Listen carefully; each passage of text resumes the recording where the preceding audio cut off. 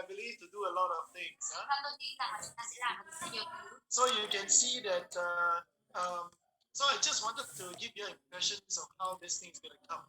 Và tôi sẽ đưa cho các bạn một cái ấn tượng rằng là cái chương trình của chúng ta nó sẽ như thế nào. So tonight will be a sessions where everyone get aligned with the principle behind the whole coaching program. Và cái ngày hôm nay nó là một cái bài học mà tất cả chúng ta đều có thể là căn chỉnh với tất cả những cái gì ở trong cái chương trình về huấn luyện. So my strategy is that each time I go through a program.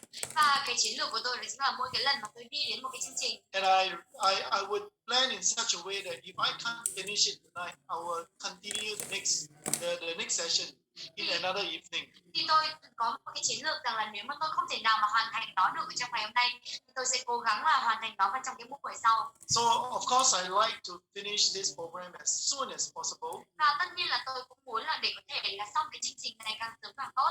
I must tell you that one person that I don't want to do a unfinished job. Nhưng mà tôi phải nói với các bạn rằng tôi là một cái người mà tôi không muốn làm những cái công việc mà nó chưa có hoàn thành. So I really want to make sure that when I start it, I want to finish it. Thế nên là khi mà tôi bắt đầu cái gì thì tôi muốn là nó sẽ kết thúc được. So sometimes as you all go along with me, you all will probably realize that some of the session may need to take a longer time. Thì nếu mà các bạn đi xa hơn với tôi thì các bạn sẽ nhận ra một điều rằng là một số những cái bài học ấy thì nó sẽ tốn nhiều thời gian hơn. If not, we can't have an opportunity to practice it. Còn nếu mà không thì chúng ta không có cái cơ hội để có thể thực hành nó. Yes, as soon as the COVID is over, maybe we can spend a little bit more time together, maybe offline. Và có thể là sau khi Covid qua đi thì chúng ta sẽ có thể dành nhiều thời gian hơn với nhau offline. So yes, tonight let's try it out and see how we feel. We need to have a constant feedback from you. Và tất nhiên là cái ngày hôm nay hãy cùng thử, và chúng tôi cũng tất nhiên là cũng muốn có những cái feedback từ các bạn. Because it's an online program. Bởi vì là nó là cái chương trình online. And this is the first time I'm trying to do something like this online. Yeah? Và đây cũng là một cái lần đầu tiên mà tôi cố gắng làm một cái gì đó như thế này online. So I hope that all of you could learn together with me. Thế nên là tôi hy vọng rằng tất cả các bạn có thể là học cùng với tôi. And as I prepare the lessons, and I feel that, I hope this is going to be a wonderful program that will have a lot of effect to you all in business or helping other people by means of coaching. Vậy thì khi mà tôi tạo ra những cái chương trình như thế này, tôi thực sự là nghĩ rằng là nó rất là sẽ có ích cho các bạn, kể cả là đi giúp đỡ người khác bằng cái việc là chúng ta huấn luyện. Yes, I also feel that there's really a lot of opportunity for all of us, all of you here to learn about some coaching system from me, Và tôi cũng cảm thấy rằng là có một số những cái tiềm năng ở đây cho các bạn để có thể học về một số những cái hệ thống huấn luyện cùng với tôi. Like I always say is that I only can bring in the systems and you are the people that will make it work. Và như là tôi nói rằng là tôi chỉ có thể đem vào cái hệ thống thôi, và bạn là cái người mà phải làm cho nó hoạt động. Yes, so tonight I am going to do a proper introductions behind the principles of coaching. Vậy thì ngày hôm nay tôi sẽ làm một cái phần giới thiệu ở đằng sau cái nguyên tắc của cái việc huấn luyện. And as I say that there will be quite a number of topics for me to cover along the way. Và như là tôi nói, đó là có khá là nhiều những cái chủ đề cho tôi để có thể là dạy về. So there are like introductions tonight will still be introductions. We have got career coach. Và đầu tiên là cái phần tổng quan, cái phần giới thiệu thì ngày hôm nay cũng là một cái phần mà nó vẫn là về cái kiến thức chung, và sau đó là chúng ta có cái huấn luyện viên nghề nghiệp. I probably envision that the career coach will probably needs about 3 nights. Và tôi thực sự nghĩ rằng là cái về huấn luyện viên nghề nghiệp ấy nó phải tiến tốn của chúng ta khoảng 3 buổi. Yes, the sales coach, most of you are very familiar with now. Bên cạnh đó thì cái huấn luyện viên bán hàng thì một số người trong số các bạn cũng đã rất là, hầu hết là các bạn cũng đã quen thuộc với nó rồi. Performance coach is something that is part of the room coach, but I need to give you all the generic one. Và cái huấn luyện viên hiệu suất ấy, nó là một cái phần của cái huấn luyện role, nhưng mà tôi cần phải đưa cho bạn một cái kiến thức tổng quát hơn. Yes, most of this program, most of these sessions, we need to is a skill-based program. Và những cái chương trình như thế này thì nó là những cái chương trình cần những cái kỹ năng.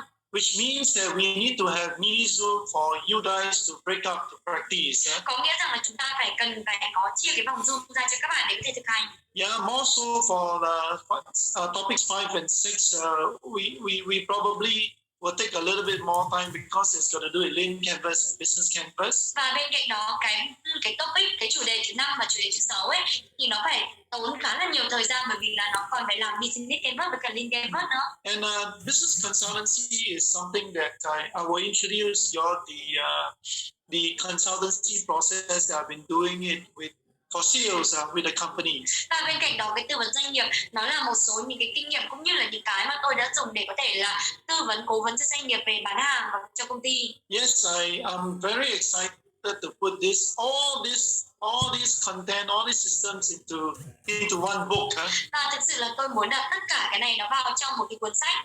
So you can see that as I guide you, as I go through with you, I would also at the same time develop a book which I promised Ty to give it to him in less than 3 months time.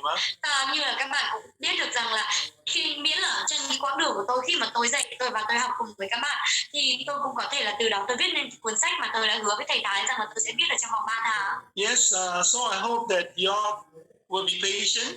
Và tôi hy vọng rằng là các bạn thực sự là kiên nhẫn. Not sure how many of you will finish up this program. Tôi không có chắc chắn rằng bao nhiêu người trong số các bạn sẽ hoàn thành cái chương trình này. But more important is that I hope that you all would finish for those that started with me. Yeah? Và nhưng mà có một cái điều mà tôi hy vọng đó chính là đối với những ai mà bắt đầu cùng với tôi thì hãy kết thúc và hoàn thành nó cùng với Yes, tôi. this is also a chance for us to get to know each other better. Thì đây cũng là cái cơ hội cho chúng ta để có thể là biết được nhau nhiều hơn. And I hope that when the economy has turned around after COVID, some of us will become good business partners. Và tôi tin rằng khi mà Covid qua đi, khi mà cái cơ hội đã đến thì một số người trong số chúng ta có thể trở thành những cái người cộng sự kinh doanh In what we are most passionate about. ở trong cái việc mà chúng ta cực kỳ là đam mê. For me, it's very much in consultancy. Và đối với bản thân tôi đó chính là rất là nhiều về cái cố vấn, tư vấn And traveling around to speak. và cái việc mà chúng ta di chuyển để có thể là diễn thuyết. Alright, so we're gonna get started anyway. Vậy thì chúng ta có thể bắt đầu. Now, I wanted to ensure that whatever I start, I usually stays very consistent. Tôi phải muốn đảm bảo rằng là khi mà tôi bắt đầu ấy thì tôi luôn luôn là muốn những cái của tôi nó rất là nhất quán. So same thing between the coach and the coachee is still a process of performance loop.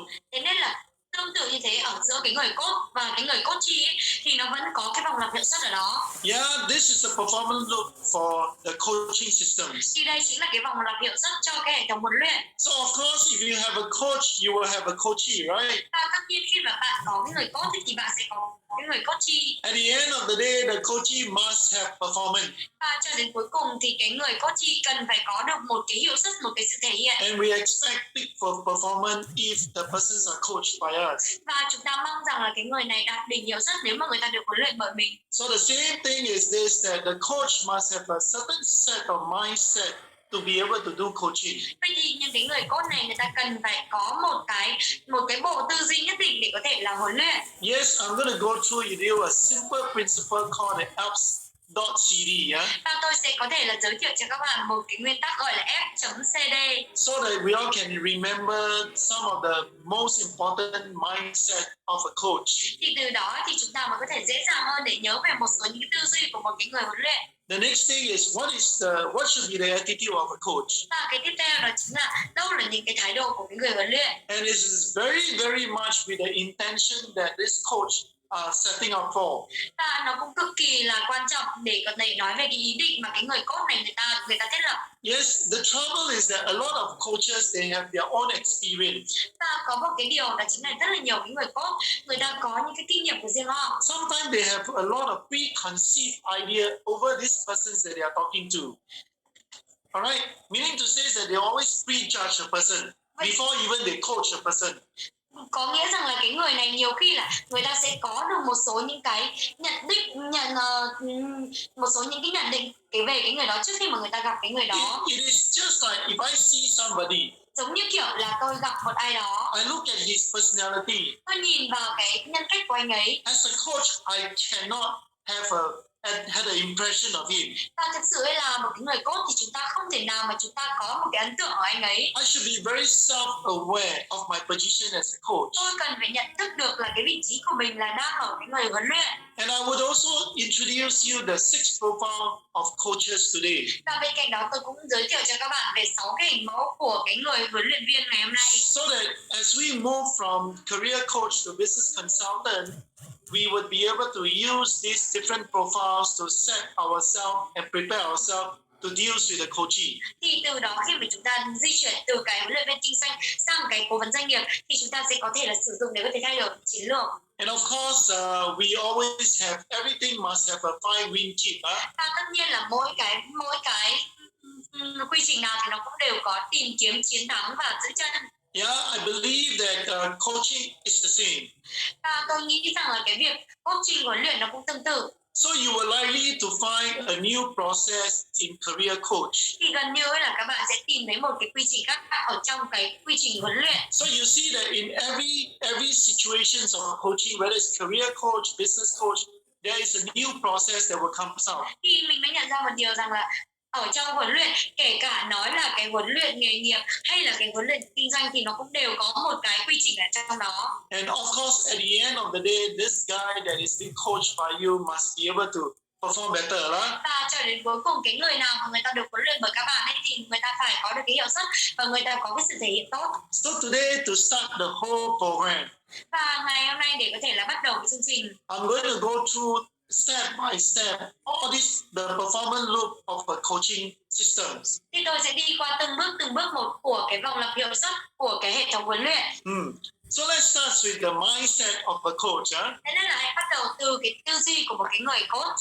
Now, the mindset of a coach, I feel that, you know, that mindset is, you and I know that it begins in everything that we do, it begins with the right mindset. Vậy thì cả bạn cả tôi đều biết được rằng là những cái gì mà chúng ta làm ấy thì nó bắt đầu từ cái tư duy đúng đắn. Yeah, first thing first is A. Yeah? Và cái chữ đầu tiên đó chính là cái chữ A. Now, you know that what we are supposed to do as a coach is always be able to ask questions. Vậy thì những cái gì mà chúng ta là một cái người coach chúng ta cần phải làm đó chính là chúng ta phải hỏi câu hỏi.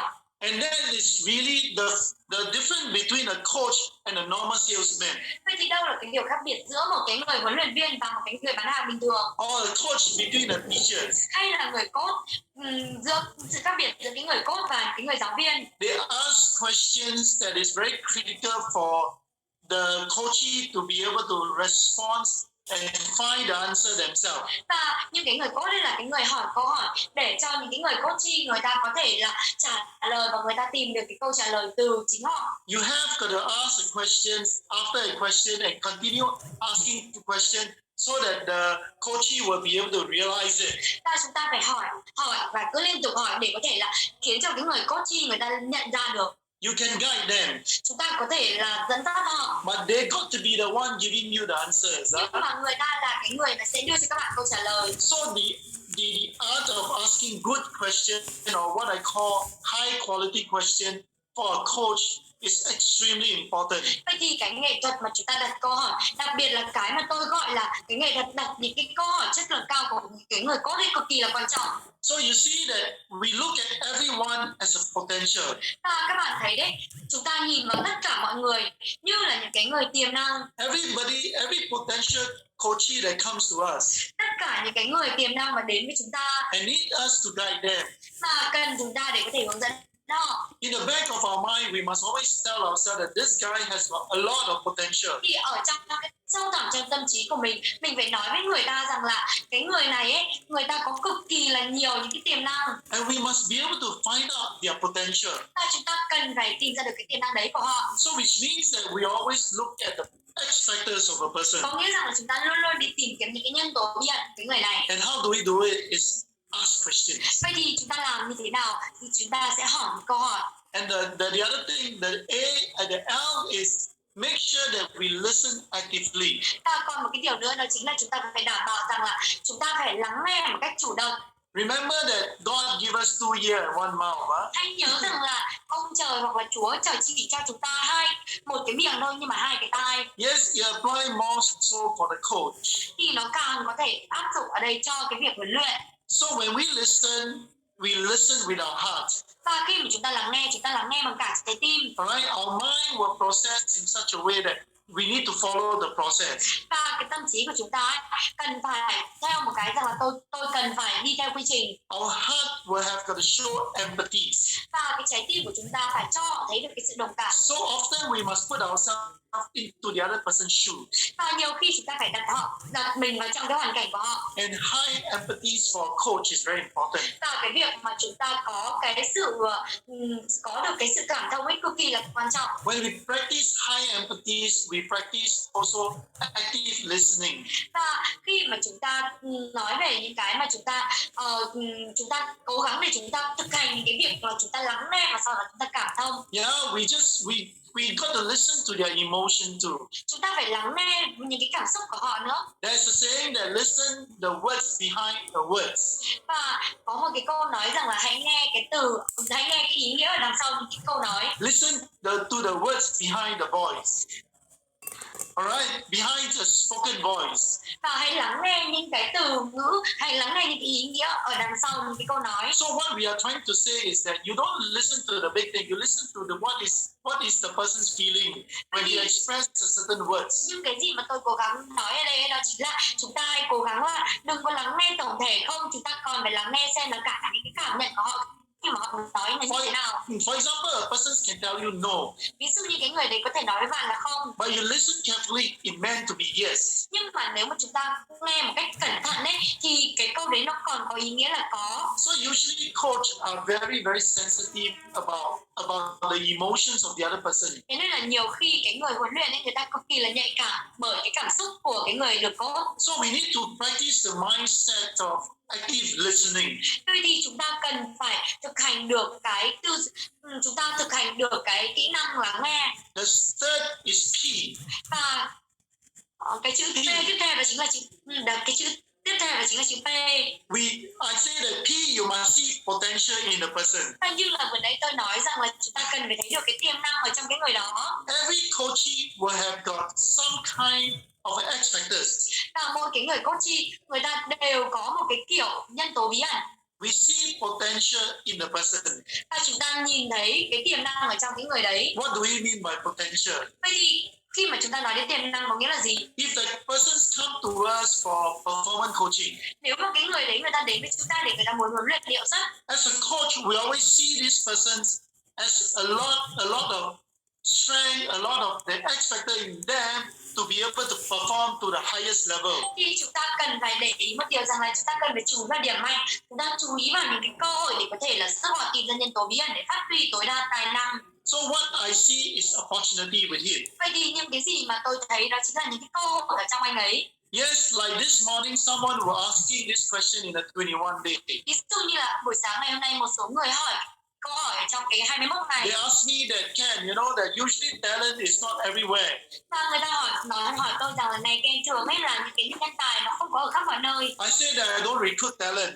Thì tôi đã nói rằng là tôi không muốn tuyển dụng nhân tài. I build talent. Mà tôi tạo nên, tôi xây dựng nhân tài. And that's what a coach does. Thì đấy chính là những cái gì mà người coach làm. We look at everyone as a potential talents of the future. Chúng ta nhìn tất cả mọi người như là những cái người tài năng, tiềm năng ở trong tương lai. And that helps our mind to be open. Thì cái đấy nó khiến cho cái tâm trí của chúng ta nó được mở ra. Our mind to see opportunity in the person. Cái tâm trí của chúng ta nó sẽ thấy cái cơ hội ở trong họ. Our mind is positive. Cái tâm trí của chúng ta nó tích cực. Remember, when our mind is positive, we see potential. Ta hãy nhớ rằng khi mà cái tâm trí của chúng ta nó tích cực thì chúng ta nhìn thấy những cái tiềm năng. If we see this person that come to see us as helpless, Nếu mà chúng ta thấy một cái người nào đó người ta đến chúng ta và người ta không có giúp ích được gì. can you imagine our mindset is closed? Hãy nhớ rằng là nếu mà chúng ta cảm thấy rằng chúng ta không thể nào giúp họ được nữa rồi, nó đường cùng rồi, thì đấy là cái lúc mà chúng ta đang đóng cái tâm trí của mình. We feel this person has got no more potential, no more future. Mình mới cảm thấy rằng là cái người này người ta không có tương lai, không có tiềm năng. So what it means is that there's no need you anymore. If you don't see any potential in him. Vậy thì nếu mà bạn không thể thấy cái tiềm năng ở trong họ ấy, thì người ta đâu có cần bạn đâu.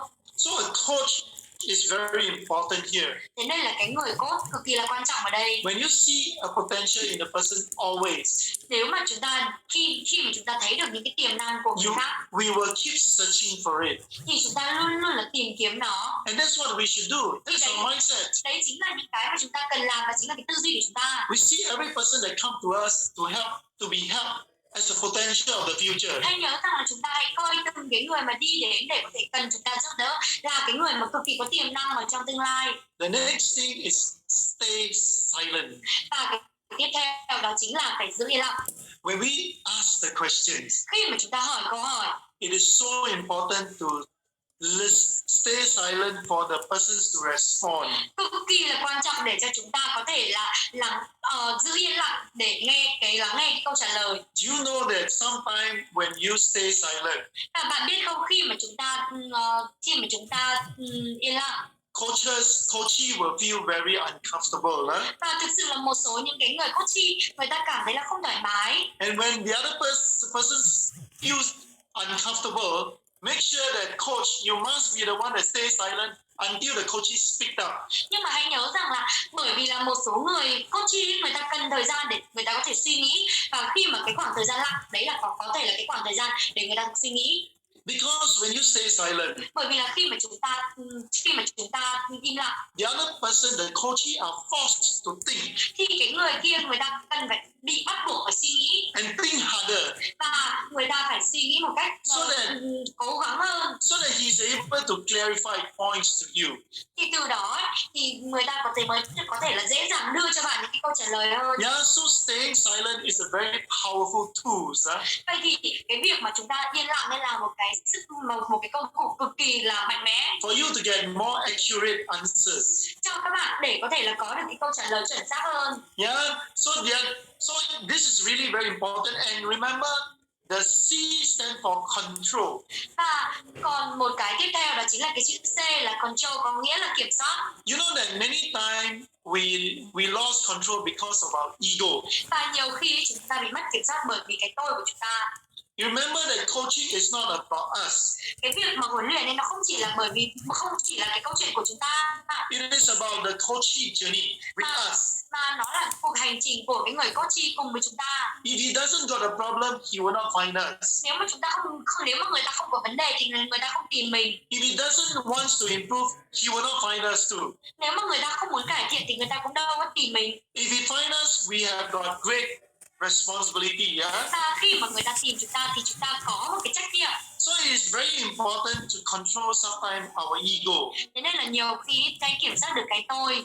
Right? When we start to argue with the coachee, we are in trouble, right? Liệu rằng là nếu mà chúng ta cứ liên tục là chúng ta cãi nhau với cái người coachee thì chúng ta ở trong rắc rối rồi. And the way coach work, Và cái cách mà cái người coach người ta hoạt động, we create an environment. thì chúng ta tạo ra cái môi trường, We can create a stage chúng ta tạo ra chúng ta đặt ra một cái trường hợp. wherever we are in.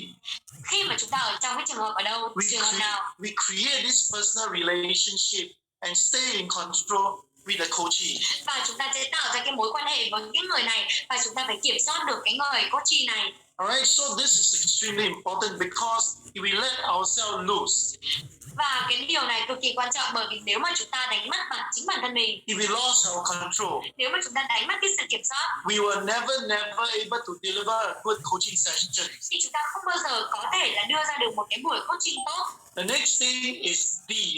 Và cái chữ D tiếp theo, D is dig it in. đó chính là đào sâu vô. That means dig deeper and deeper. Đó chính là đào sâu hơn và sâu hơn. Try to ask 5 times of no, why? Và hãy cố gắng là hỏi 5 lần là why, tại sao? Is there a reason that you say this? Có bất cứ cái lý do nào mà bạn nói cái điều này không? Why do you say that? Tại sao bạn lại nói cái kia? Why do you think that someone say this will mean this to you? Và tại sao bạn nghĩ rằng là cái người này người ta nói như thế có ý nghĩa rằng là nghĩa của người ta là như thế này? Use as many why as possible. Why, yeah? Và hãy nhớ rằng W-H-I, cái chữ why á, sử dụng nó nhiều nhất có thể. And talk about the what. Và cũng nói về cái là cái gì nó what nữa. What is stopping you from achieving your goals? Và cái điều gì nó ngừng bạn, nó ngăn cản bạn để đạt được cái mục tiêu. If you are behaving that way, Nếu mà bạn có cái biểu hiện như thế, what is in your mind that trigger of you to behave like that? Thì đâu là những cái thứ mà ở bên trong bạn mà khiến cho bạn cảm thấy như thế? And how can you make it better? Và bạn sẽ làm cho nó tốt hơn như thế nào? So remember there is the whys and the H. Và hãy nhớ rằng là đầu tiên là cái why. So remember the power of why. Why và sau đó là chúng ta nói về what. Hãy nhớ rằng cái sức mạnh của why. Sometimes that this rule says that you must count 5 times why. Và nhiều khi có một cái quy tắc rằng là tại sao chúng ta cần phải nói được 5 cái lần why, tại sao? When you wanted to dig it, find more reasons, find more hidden response from the coachee. Và nếu mà chúng ta thực sự là muốn đào sâu vô thì cứ hỏi liên tục hỏi người ta. So that you will be able to get to know this person's in and out. Thì từ đó chúng ta mới có thể là hiểu rõ được cái người này. Alright, so far are you okay with this? Thì đến thời điểm hiện tại thì các bạn có đang ok không? If you are okay, give me a 1. If you are not sure, give me a 2. I can explain again. Và nếu mà các bạn ok thì cho tôi số 1, còn nếu mà không ok thì cho tôi số 2, tôi có thể giải thích lại. Now, I just started off talking about the mindset of a great coach. Và tôi chỉ vừa mới bắt đầu và tôi nói về cái tư duy của một cái người coach tuyệt vời. So you are familiar with apps, right? Và các bạn cũng đã cực kỳ là quen thuộc với app rồi. Just remember CD. Và hãy nhớ rằng là thêm cái CD nữa thôi. So remember, ask questions. Vậy thì đầu tiên hãy nhớ rằng hỏi câu hỏi. Listen. Và lắng nghe. See everyone as a potential to grow. Coi tất cả mọi người đều có cái tiềm năng để có thể phát triển. Stay silent. Và hãy giữ im lặng. It's a powerful tool. Đấy là một cái công cụ tuyệt vời. Be in control. Và kiểm soát được. Coaching is not about you. Và bên cạnh đó cái việc huấn luyện nó không chỉ là về bạn. Coaching is about the coachee. Mà cái việc huấn luyện là về cái người coachee kia. Try to find out more. Try to dig it deeper and deeper. Cố gắng để tìm ra nhiều hơn, cố gắng để đi đào sâu hơn. The power of 5W and 1H. Và cái sức mạnh của cái 5 lần Y, W, H, W, H, E. Yeah, so this is really how you could set your mindset and prepare yourself for coaching. Thì đây là cái mà chúng ta có thể là thiết lập bản thân mình cho cái huấn luyện. Now, next thing is that let's go on to the attitude. Vậy thì hãy cùng đi vào cái thái độ tiếp theo. Alright. Does everyone know what is 5W, 1H? Và các bạn có biết rằng là cái 5 cái W, H nó là cái gì không ạ? Can someone tell me what is 5W, 1H? 5W, 1H. Anyone know what it is? Because I will just say it about that. Và bởi vì là tôi vừa mới nói về cái 5W, H thì các bạn có biết là cái 5W, H nó là cái gì không ạ? Anyone? What do I mean? That's it. Yeah, got it. Yes. Some of you miss out 2W, All right. When, where, why, which, and what, who, how. Yes, that's it. Well, there's another. Okay, 2H, What is the 2H? Good, there's some more W and some more H, Thì có thể là nó có thể nhiều cái W hơn mà nó sẽ có thể là có nhiều cái H hơn. At the moment, I only know 5W, 1H, Nhưng mà bây giờ tôi mới chỉ biết là 5 cái chữ W và 1 chữ H mà thôi. Yes, how much? That is cool. Yeah, it's all about money. No money, no honey. All right. So yes, I'm glad that all of you are good at it. Tôi rất là vui bởi vì là nhiều bạn đã hiểu về cái đấy. Let's get on to the attitude. Vậy thì cùng đi sang cái tiếp theo là chính là cái thái độ. What should be the attitude of a coach? Vậy thì đâu là cái thái độ của cái người coach, của cái người huấn luyện? You know that the attitude of the coach are always affected by their personality, their character, and their objective. Vậy thì cái thái độ của cái người coach ấy nó luôn được ảnh hưởng bởi những cái nhân cách, tính cách và cái mục tiêu. So that's the reason why the attitude of a coach has got a lot to do with their intention. Vậy thì thế nên là cái thái độ của một cái người coach nó cực kỳ là cái mà chúng ta phải làm rồi, đó chính là cái ý định. You know that from the personality to the character, the last one is always the intent or the objective. Chúng ta thường nói về thái độ là gồm có nhân cách, tính cách và cuối cùng là cái mục tiêu, và mục tiêu ở đây nó là cái ý định của chúng ta. And sometimes we all when we reaches the point of becoming somebody else's coach, Và nhiều khi là chúng ta trở thành một số những cái người coach của người khác. I believe that you are very clear with the emotional needs driver, the values and the belief. Và tôi chắc chắn rằng là các bạn đã thật sự là hiểu được về những cái nhu cầu thúc đẩy cảm xúc, những cái niềm tin cũng như là những cái giá trị. Which is even more important. It has got a lot to deal with your mindset. Cho nên là nó có rất là nhiều cái để có thể là xử lý với cái tư duy của ta. So you must always be very clear with what we call the objective or the intentions when you coach someone. Vậy thì hãy nhớ rằng là chúng ta cần phải tập trung vào cái ý định của chúng ta khi mà chúng ta coach cho ai đó. And this is what we call the attitudes of a coach. Thì đấy là cái mà chúng ta gọi là cái thái độ của cái người coach. Do you have got positive intentions or negative intentions? Liệu rằng bạn có cái ý định tích cực hay bạn có cái ý định tiêu cực? Can you imagine that of course we need to always have a very positive intention, right? Tất nhiên là chúng ta phải luôn luôn có những ý định tích cực. So I give you examples of a positive intention. Vậy thì tôi đưa cho các bạn một số những cái ví dụ của những ý định tích cực. For example, the positive intention is that you believe in the person. Ví dụ như một cái tích cực ở đây đó chính là các bạn có thể là tin tưởng vào cái người đấy. You wanted to unlock the person's potential to perform. Và mình có thể là muốn mở khóa cái tiềm năng của người này để cho người ta thấy tốt. You wanted to be able to raise that level of responsibility for coaching over his own life. Vậy thì mình muốn có thể là tăng cái nhận thức cũng như là tăng cái trách nhiệm của cái người coachee với cái đời sống thực tế của họ. We believe that the world are not perfect. Và chúng ta tin rằng là cái thế giới nó không hoàn hảo. So it's you and I. Thế nên là tôi và bạn. So you know that we have never performed to our full potential. Thế nên là chúng ta luôn luôn biết rằng là chúng ta không thể nào mà chúng ta thể hiện được đúng những cái tiềm năng của mình được. So that the coach, our intention is to use coaching system to help our coachee to raise the level of performance. Thế nên là chúng ta làm cái người coach, chúng ta luôn luôn có cái ý định rằng là chúng ta có thể sử dụng những cái buổi coach này để có thể giúp cái người coachee tăng được cái sự hiệu suất ở trong công việc lên. Because we believe that this person is unique. Bởi vì là chúng ta tin rằng là cái người này người ta độc đáo. This person has got his or her own X factors. Bởi vì là cái người này, anh ấy và cô ấy đều có những cái nhân tố riêng. You know that every time our intentions of talking to someone. Và bạn biết không, nhiều khi cái ý định của chúng ta khi mà chúng ta nói chuyện với ai đó. How can I make this whole conversation with him or her to be as easy as it could be? Thì làm thế nào tôi có thể là khiến cho cái cuộc hội thoại này nó dễ dàng nhất có thể. Alright, we need to make sure that you know the coachee will not care until they know how much we care. Và bạn biết không, cái người coachee người ta không quan tâm cho đến khi nào mà người ta biết được rằng là mình quan tâm nhiều như thế nào. Alright, patient, be patient. Vậy thì hãy kiên nhẫn và thật sự là kiên nhẫn. So it is so important to have this very strong belief in us that as a coach, we must always be positive. Vậy thì hãy nhớ rằng có một cái niềm tin ở trong chúng ta rằng là làm một cái người coach thì chúng ta cần phải tích cực.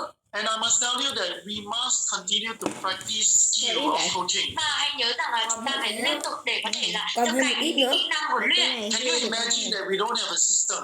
Và hãy thử tưởng tượng xem nếu mà chúng ta không có hệ thống. We will rely on our own sometimes ego.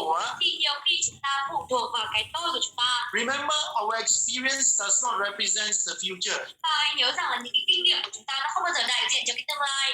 And sometimes we allow our experience to involve in helping the other person may most of the time be wrong. Và nhiều khi chúng ta sử dụng cái kinh nghiệm của chúng ta để giúp đỡ người khác và nhiều khi nó bị sai nữa. Because this person that you talk to has got his own unique X factors. Bởi vì là cái người này bạn nói chuyện với họ thì người ta có cái nhân tố bí ẩn riêng của họ.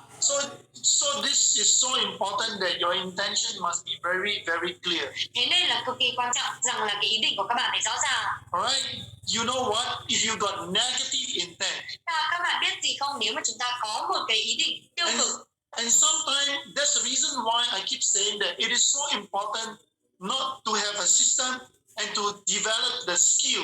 Thì đấy là lý do tại sao nhiều khi chúng ta cần phải có cái hệ thống và chúng ta phải phát triển được những cái kỹ năng. Because if we don't have a system, we allow ourselves to go back to our own beliefs. Bởi vì là nếu mà chúng ta không có cái hệ thống thì chúng ta cho phép bản thân mình là quay ngược lại về những cái niềm tin của mình, Our own experience. những cái kinh nghiệm của riêng mình thôi. And of course our experience sometimes can be negative, Và right? tất nhiên là một số cái kinh nghiệm của mình nhiều khi nó sẽ bị tiêu cực mà. And can you imagine we allow our negative experience to affect the way we coach the other Và person? hãy thử tưởng tượng rằng là nếu mà mình cho phép những cái kinh nghiệm tồi, những cái kinh nghiệm không có tốt, tiêu cực của mình ở trong cái kinh nghiệm tiêu cực của mình để có thể ảnh hưởng đến cái buổi coaching này. And this is not very fair for the coachee, Thì right? cái điều này nó không công bằng cho cái người coachee. So never allow your personal experience to get involved in the coaching program. Thế nên là đừng bao giờ để những cái kinh nghiệm trong quá khứ của các bạn để có thể là nó ảnh hưởng đến cái buổi coach của chúng ta. The only way is to follow a system. Và có cái cách duy nhất thì đó chính là các bạn phải follow cái hệ thống. So remember, negative intent has got to do with sometimes your own belief system, your own emotion over certain situation. Và nhiều khi cái ý định tiêu cực ở đây nó phải là cái cách mà chúng ta xử lý với những cái hệ thống niềm tin. And any one time it became very negative. Và có thể là một số khi nó sẽ trở nên rất là tiêu cực. You will never be able to create the right environment, the right platform for this coachee to be able to get the best out of the coaching session. Thì chúng ta không thể nào tạo ra được cái môi trường tốt nhất cho cái người coachee để có thể đưa ra được cái đầu ra tốt nhất. Yeah, and you know what? Some of the very useful. Now let's get on to useful attitude. Vậy thì hãy cùng đi đến một cái gọi là cái thái độ hữu ích. Remember some of the very important attitude of us in coaching. Một trong những cái thái độ của chúng ta ở trong huấn luyện We really need to be patient. thì chúng ta cần phải thực sự là kiên nhẫn. Remember in critical thinking process Ta hãy nhớ rằng là ở trong cái quá trình tư duy phản biện, of the 21 days, ở trong 21 ngày, when you are facing a situation or a problem, khi mà chúng ta gặp một cái vấn đề, remember first thing first is to review, right? ta hãy nhớ rằng là cái chữ ở trong cái quy tắc RISE của chúng ta đầu tiên là review. The review has got two steps. Và cái trong cái review ấy thì chúng ta có hai cái bước. In all critical thinking, it begins with detachment.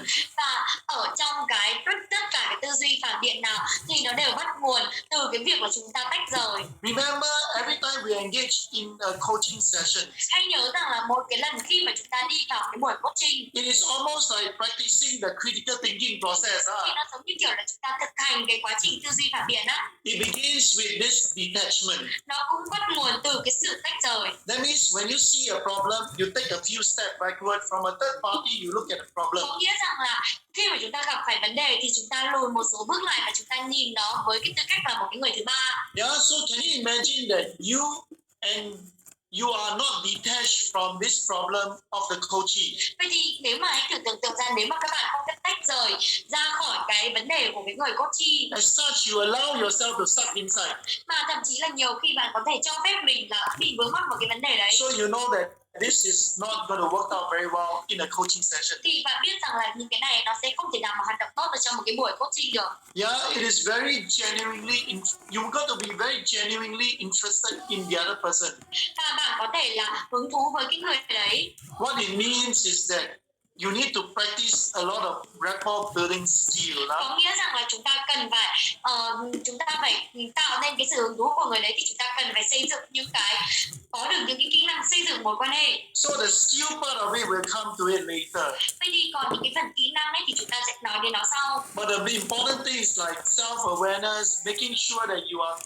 Sometimes when you know that you are coaching somebody like CEOs, for example. Và ví dụ như một số cái như là tự nhận thức cũng cực kỳ quan trọng, hoặc là một số khi mà chúng ta coaching ai đó và là những cái người CEO. And they come from a certain industry. Và người ta đến từ một cái ngành nhất định. So if you want to coach, like for example, they come from the insurance industry. Và ví dụ như cái người này đến từ ngành bảo hiểm chẳng hạn. And then you know that you don't know anything about insurance, Và bạn ấy biết được rằng là bạn không có biết gì về bảo hiểm. There are two ways that you can coach this person. Thì sẽ có hai cách để mình có thể là cái người này. One is to do a bit of research on insurance. Đó chính là hãy làm một số nghiên cứu về bảo hiểm. Or another way is to make sure that you're very, very good at the coaching techniques. Và còn một cái cách thứ hai đó chính là đảm bảo rằng các bạn thực sự ở những kỹ thuật thuật và huấn luyện. Our job is not to totally know what he's doing, Và cái công việc của chúng ta sữa không thật sự là cần thiết chúng ta phải sữa biết trong rõ tủ là ấy. anh ấy làm cái gì. but at least you know what is his job about. Nhưng mà ít nhất là chúng ta cũng cần phải biết rằng công việc của anh ấy là gì. Alright, so nothing compared with the attitude of being a good listener. Thế nên là nó không có gì có thể so sánh với cái việc mà chúng ta là cái người lắng nghe giỏi. And there's this formula. Và có một cái công thức như thế này. The formula that goes like this. Và cái công thức nó như thế này. The potential of a person Cái tiềm năng của một người is equal to nó sẽ bằng the performance cái sự thể hiện của người đấy and the coaching interference. và cộng với những cái sự tác động, cái sự huấn luyện. Which means that if you want to get full potential of a person, Có nghĩa rằng là nếu mà các bạn muốn phát huy tối đa cái tiềm năng của một người, if the person's performance is very low, nếu mà cái sự thể hiện, cái hiệu suất của người ta đang ở đây, what you need to do is to coach the person more, thì những cái gì mà mình cần làm hay đó chính là mình huấn luyện thêm cho, so that he can able to get his performance up. thì từ đó người ta mới có thể là cải thiện được và người ta tìm ra được cái người ta có thể là thể hiện được đúng cái tiềm năng. That is the reason why coaching interference is very, very powerful. Thì đấy là cái lý do tại sao có cái sự tham gia của huấn luyện ấy cực kỳ là quan trọng. Alright, so you can increase the person's potential to perform. Và thế nên là mình sẽ có thể là tăng được cái tiềm năng thể hiện của anh ấy lên, tăng được cái tiềm năng hiệu suất lên. So coach can make a lot of difference in terms of performance. Vậy thì cái việc huấn luyện ấy nó sẽ làm nên rất là nhiều những cái điều khác biệt. So are you all okay so far? Và cho đến thời điểm hiện tại thì các bạn có đang ok không? You all got any question? If not, give me a high five, please. Các bạn có câu hỏi gì không? Nếu mà không thì high five với tôi. Right, good. Everyone is good?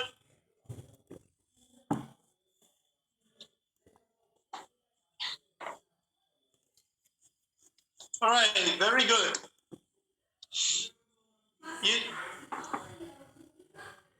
You know that I want to share with you one experience that I paid somebody to do coaching for me. Và tôi muốn chia sẻ với các bạn về một cái kinh nghiệm mà tôi đã từng trả tiền cho một người để có thể là huấn luyện cho tôi. When I went into, I started off in the insurance career. Và bạn biết rằng tôi bắt đầu ở trong cái ngành bảo hiểm. I was very aggressive in my career. Tôi cực kỳ là mạnh mẽ ở trong cái sự nghiệp của tôi. I calculated that in my career, Và tôi có đếm được là ở trong sự nghiệp của tôi, I need 8 years to get to the top. tôi cần 8 năm để có thể đi được lên đỉnh. That means step by step, 8 years is the shortest I can get to the top of the hierarchies. Rằng là từng bước một 8 năm ấy nó là một cái khoảng thời gian ngắn nhất và tôi sẽ đặt ra để có thể đi đến được cái cấp bậc nhiều nhất, tất cả những cái cấp bậc của những cái nấc thang. At that time is what we call the agency directors. Và ở trong cái thời điểm đó là cái người giám đốc đại lý. So the earliest and the average amount of year that I can get there is 8 years. Và cái khoảng thời gian mà tôi có thể đạt được đó chính là 8 năm. So it was very strange to me.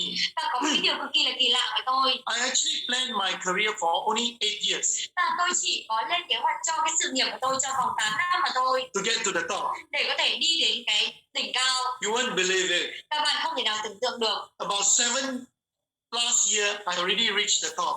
Và chỉ khoảng hơn 7 năm ấy là tôi đã đạt lên cái đỉnh rồi. And what happened was that after that, I was very lost. Và sau đó cái điều gì nó xảy ra là chính là tôi cảm thấy rất là bị mất phương hướng. I must tell you that I really don't know what to do. Tôi nói với bạn rằng là tôi thật sự là không biết là tôi làm cái gì luôn. Because I told myself that I already reached the top, but I didn't plan for the rest of my career. Và bởi vì là tôi nói với bản thân tôi rằng là tôi đã đạt được cái hiệu suất, tôi đã đạt được đến cái đỉnh mà tôi mong muốn rồi, và sau đó thì tôi không biết là làm gì tiếp theo. So I realized that I cannot go on like that. Thì tôi mới nhận ra rằng là tôi không thể nào mà tiếp tục như thế. Because after I achieved this, I became more free. Bởi vì là sau khi mà tôi đạt được thì tôi càng trở nên là free hơn, nó thoải mái, I got a lot of time. tôi có nhiều thời gian nó rảnh rỗi hơn. I play golf almost every week. Tôi đi chơi golf vào mỗi tuần luôn. I started to go for many holidays. Và sau đó là tôi cũng đi nghỉ lễ nữa. And I still remain the top. Và tôi cứ vẫn dẫn đầu như thế. But I felt that life is quite meaningless to me. Và tôi mới cảm thấy rằng là cái lúc đó cái cuộc sống nó không có quá nhiều ý nghĩa đối với tôi. So I remember that I went to see a career coach. Thì tôi vẫn nhớ rằng là tôi đến gặp một cái người huấn luyện viên nghề nghiệp.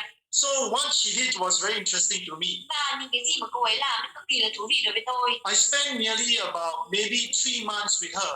Và tôi dành khoảng 3 tháng với cô ấy. And every month I pay her, I still remember 1,200 Singapore dollars. Và tôi vẫn nhớ rằng là mỗi tháng là tôi trả cho cô ấy là 1.200. So every month I'll pay her 1,200 Singapore dollars. Mỗi tháng là tôi sẽ trả cho cô ấy 1.200 Singapore đô. And what she did was nothing but ask me question and listen to me.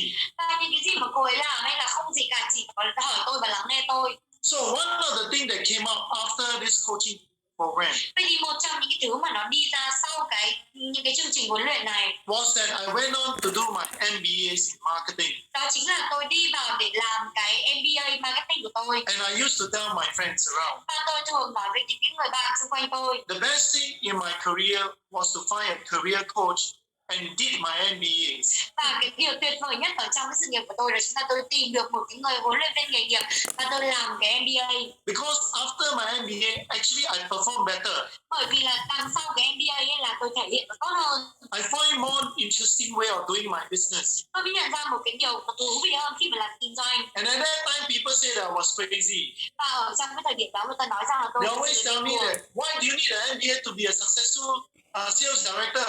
Và người ta hỏi tôi rằng là tại sao tôi lại cần cái MBA để có thể trở thành một cái người giám đốc bán hàng thành công. My people never knew that I was really very tired. Và cái người của tôi, người ta không biết rằng là tôi đã thực sự mệt mỏi. Because I don't know what to go, how do I go forward from there? Bởi vì là tôi thực sự là mất phương hướng, tôi không biết là tôi làm gì tiếp theo. So the 3 months of this career coaching program really has helped me to go to the next level. Vậy thì 3 cái tháng huấn luyện đấy nó đã khiến cho tôi đi sang một cái level mới. I completed my MBA program. Tôi hoàn thành cái chương trình MBA của tôi. I became one of the youngest MBA sales directors in Singapore. Và tôi trở thành một trong những cái người MBA giám đốc bán hàng mà trẻ nhất ở Singapore. And that was many years ago. Thì cái đấy nó đã rất là nhiều năm về trước rồi. But that coach, up to today, I really appreciate what she has done for me. Và thực sự cho đến ngày hôm nay tôi cực kỳ là cảm kích những cái gì mà cô ấy đã làm đối với tôi. So you see that coaching can make a lot of difference for us to realize more potential when we reach a certain limit of our life. Vậy thì tôi mới nhận ra một điều rằng là cái việc huấn luyện ấy nó có thể giúp cho chúng ta có được cái tiềm năng lớn hơn khi mà chúng ta đạt được một cái điểm ở trong cuộc sống rồi. I can also share with you one more regret. Và tôi cũng có thể chia sẻ thêm cho các bạn một cái câu chuyện nữa. You know that after the age of 40, Và sau cái tuổi 40, I spent nearly about 10 years doing nothing but community work. Went from startup ecosystem, invested into business, travel around the world to speak. Tôi bắt đầu là tôi dành ra khoảng 10 năm là tôi không có làm gì cả, chỉ có đi diễn thuyết, tôi đi du lịch, tôi đi có thể là khởi nghiệp và tôi cứ đi như thế. You know that I was telling myself if I were to live again, Và tôi thường nói với bản thân tôi rằng nếu mà tôi có thể sống một lần nữa, I probably would not spend so many years doing community work. thì tôi không thể nào mà tôi dành quá là nhiều năm để có thể làm công việc thiện nguyện cộng đồng nhiều như vậy. And I could be even a multi-millionaire, no? Và thực sự ấy, thậm chí là tôi có thể trở thành một cái người đa triệu phú. So you see that how important coaching is to the life of some people at the top.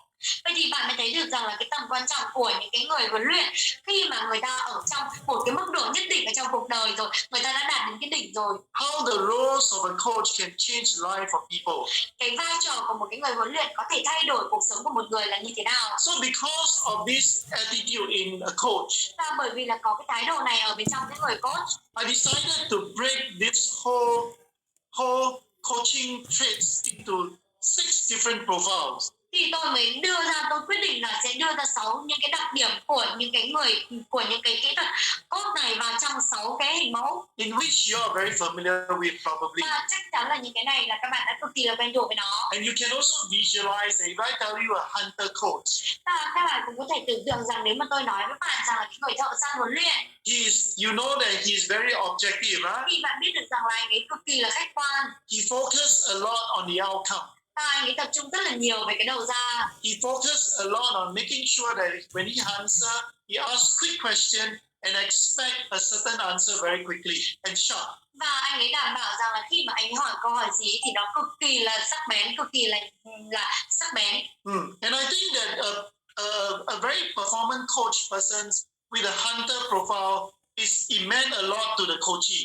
Thế thì cái việc mà cái người thợ săn mà người ta huấn luyện ấy thì nó có ý nghĩa rất là nhiều với cái người coachee. Like a great football coach.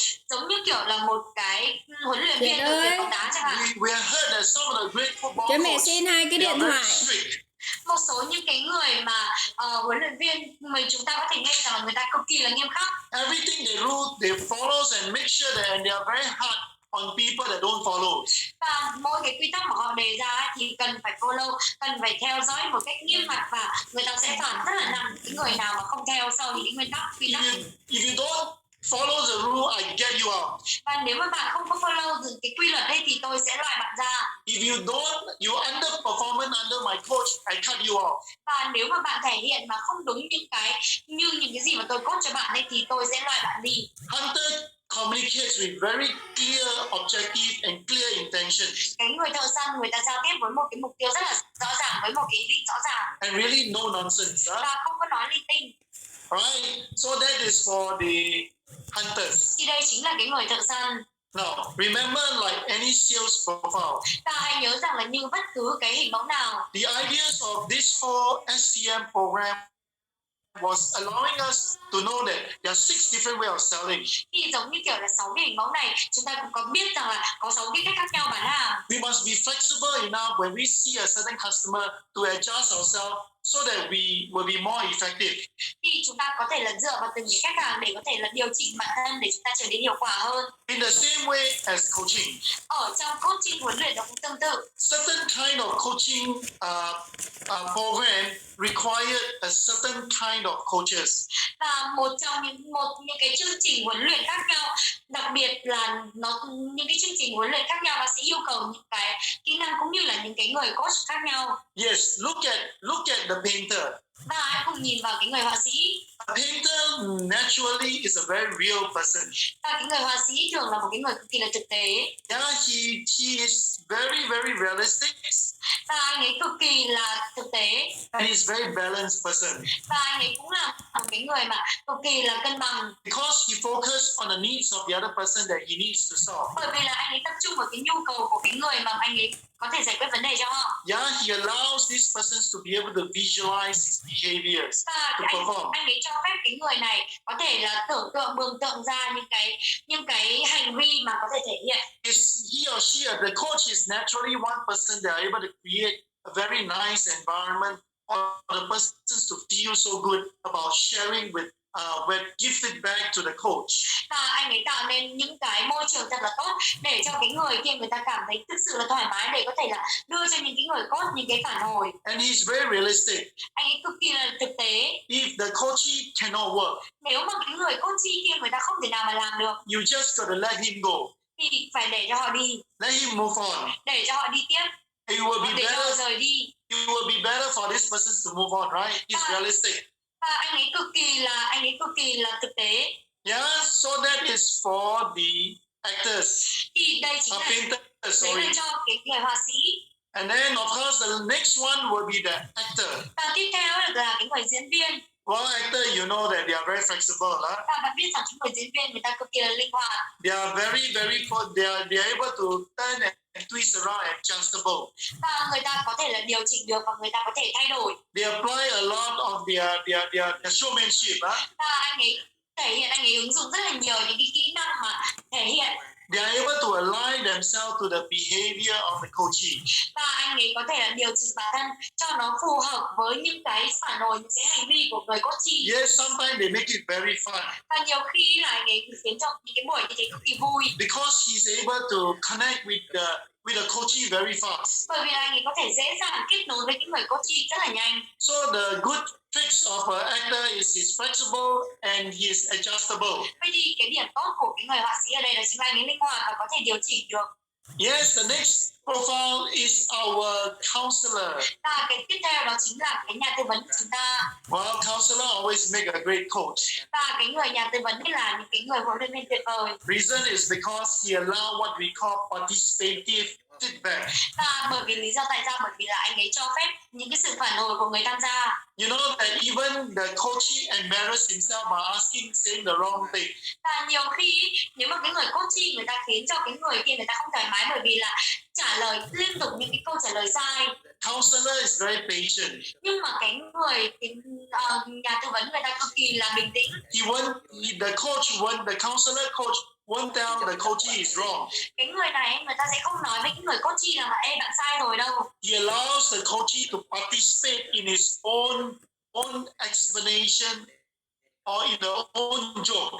Và người ta sẽ để những cái người coachee kia để có thể là tham gia vào trong chính cái trò đùa, vào trong chính những cái thể hiện trong chính những cái phản hồi của họ. So can you imagine that this counselor coach is a really good guy? Và bạn hãy tưởng tượng rằng là cái người nhà tư vấn này là một cái người rất là tốt. And he will always be very careful with the feeling of the other person. Và anh ấy cực kỳ là cẩn thận với cái cảm nhận của cái người đấy, của cái người mà chúng ta đang coach. And he's really patient. Và anh ấy cực kỳ là kiên nhẫn. He allows the coachee to have time to respond. Anh ấy cho phép cái người coachee có thời gian để có thể phản hồi. A great coach will always ask, look here, how do you feel like what you want now? Và bây giờ người ta thường they always focus on feel. Người ta luôn luôn là tập trung vào cái cảm nhận. Yeah, so this is what it is about. Thì đây chính là những cái đấy. Alright, so you see that if the coachee continue to feel that the coach allow him to express himself. Và nếu mà cái người coach người ta để cho cái người coachee để có thể là thể hiện được bản thân họ, you'll find that this counselor coach is really a great person to trust. Vậy thì người ta mới cảm thấy rằng là cái người coach kiểu nhà tư vấn này cực kỳ là một cái người mà có thể tin tưởng. And along the whole coaching session, và xuyên suốt cái buổi mà coaching, the counselor coach will always check. Thì cái người nhà tư vấn người ta luôn luôn kiểm tra. Check to make sure that the whole relationship, the coaching program remains positive. Ta cần phải để cho cả một cái buổi tư vấn đấy nó thực sự là tích cực. Unless the other coachee feel comfortable. Chỉ có khi nào mà cái người coaching người ta cảm thấy thoải mái. We speak to a coach that are willing to help him to open up. Và người ta lắng nghe những cái người coach giúp cho anh ấy để có thể mở cửa ra. Will then be able to allow this coachee to express more. Thì từ đó mới có thể là khiến cho cái người coaching người ta có thể thể hiện được nhiều hơn. To share more about what he wants. Chỉ có thể chia sẻ nhiều hơn về những cái gì mà anh ấy muốn. So he's almost like a counselor, right? Thì anh ấy giống như kiểu là một cái nhà tư vấn á. Yeah, so far are you okay with the 4 profiles? Đến cái thời điểm hiện tại thì các bạn có đang ok cho cái 4 cái hình mẫu này không ạ? Yeah, you all got an idea how we use our profile. Thì các bạn đã có cái ý tưởng rằng là mình sẽ sử dụng như thế nào về cái hình mẫu này hay chưa? Yeah, so good. As long as you are clear and you all begin to get connected to the 6th profile, I'll be very happy. Và nếu mà các bạn rõ ràng và các bạn có thể là kết nối được với 6 cái hình mẫu ấy, thì tôi cực kỳ là hạnh phúc. Yeah, and now we go on to the architect. Và bây giờ chúng ta đi đến cái người. Yeah. So architect is somebody that is very focused on process. Và cái người kiến trúc sư là cái người mà cực kỳ tập trung vào cái quy trình. They will never miss a step. Người ta không bao giờ bỏ lỡ một cái quy tắc, một cái bước nào. If he has a very good system, nếu mà anh ấy có được một cái hệ thống tốt, he follows it exactly every day, every time the coaches see him. Thì anh ấy follow chính xác rằng là từng cái ngày, từng cái lần mà cái người coachee đấy gặp anh ấy. It is very important to know that every process in coaching, nó cực kỳ quan trọng để cho chúng ta biết được rằng mỗi cái quy trình huấn luyện, there is always standards of performance. nó luôn luôn là có một số những cái tiêu chuẩn nhất định. I give you examples of Rome system. Và tôi nói với các bạn một cái ví dụ như là về cái hệ thống Rome chẳng hạn. We got our 20 point system, right? Chúng ta có cái hệ thống 20 điểm. Sometimes the coach has got a set standard. Thì nhiều khi cái người coach thì người ta cần phải thiết lập những cái tiêu chuẩn. If it's only 10 days for Rome fast start, Và nếu mà nó chỉ có 10 ngày Rome fast start, I need you to score 100 points. thì tôi cần bạn phải đưa ra được là tôi cần bạn phải đạt được 100 điểm. In order for you to truly understand what Rome fast start is about. Để cho tôi có thể thực sự hoàn toàn hiểu rằng là Rome fast start là cái gì. Yes, architect coach has got very clear standards. Và tất nhiên là cái người có kiểu kiến trúc sư ấy, người ta cực kỳ là có những cái tiêu chuẩn. He's very clear with the relationship he monitor. Và cô ấy anh ấy cực kỳ là rõ ràng và anh ấy kiểm soát. He takes time to analyze the information. Và anh ấy có thời gian để có thể là phân tích những cái nghiên cứu, những cái số liệu. Yeah, like our sales, right? How many calls you make, how many people that you see, how many closing attempt you make. Và ví dụ như là ở trong bán hàng thì anh ấy sẽ nghiên cứu rằng là chúng ta có bao nhiêu cái bán hàng, bao nhiêu cái doanh số, chúng ta gọi điện bao nhiêu cuộc, chúng ta hẹn gặp bao nhiêu cuộc. And they allow people to feedback. Và người ta cho phép người ta phản hồi feedback. So you realize that this sort of coach, they are very, very focused on numbers. Thì mình mới nhận ra một điều rằng là cái người coach này người ta cực kỳ là tập trung vào con số. And we call this a very technical coach. Và chúng tôi gọi nó đó chính là những cái coach rất là theo kiểu kỹ thuật. And I personally feel that architect coach is probably one of those best performance coach that you need to engage in. Và tôi tin rằng là cái người kiến trúc sư huấn luyện ấy là cái người mà sẽ có thể là huấn luyện về hiệu suất rất là tốt. You know that a lot of people that cannot do well, right? Ta và biết không, có rất là nhiều người ta không thể nào làm tốt. They are very scared of an architect coach. Người ta cực kỳ là sợ cái người kiến trúc sư huấn luyện. Why they are scared of numbers? Tại sao? Bởi vì người ta sợ những con số. That's the reason why they cannot perform. Thì đấy là lý do tại sao mà người ta không thể nào mà thể hiện tốt. So a performance coach is a very, very number-based person. Thế nên là cái việc mà huấn luyện về hiệu suất thì là cái huấn luyện về con số. If you read about those football coach and all that, those are the people that are technical coach. They are very, very clear at the number of passes, the number of